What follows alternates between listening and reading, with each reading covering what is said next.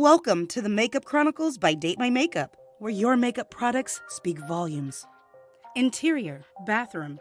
You've got 2 minutes to be ready for your prom date. You apply the finishing touches using your favorite liquid lipstick. You stretch your lips taut like when Grandma smiles without her teeth. Then the smell of garlic and onions assaults your senses like a criminal on NCIS.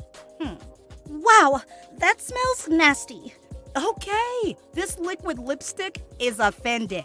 But prom waits for nobody. Quick, take an alcohol wipe and clean my dough foot. You want me to wet your foot? Okay, you want me to wipe the foot. All right. Where are my wipes?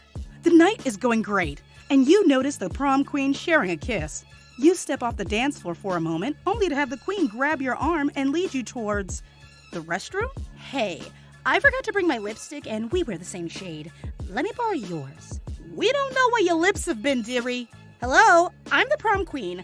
Did you just let your lipstick talk to me like that? Oh, we're looking out for you, sis. You don't know where her lips have been. What? My lips are fine. Sweetie, you eat and never wipe off your lips properly before putting on another layer.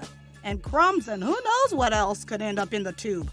2 words. Cultivating bacteria. The prom queen slowly backs away before looking through her purse and pulling out her non-existent lipstick. Oh, look what I found.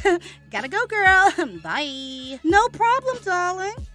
It's not safe beauty to share lipstick with anyone, no matter what kind of royalty they are. So you're telling me sharing isn't caring? Finally, got your attention. Thanks for joining us on our latest episode. Want to know more about doe foots?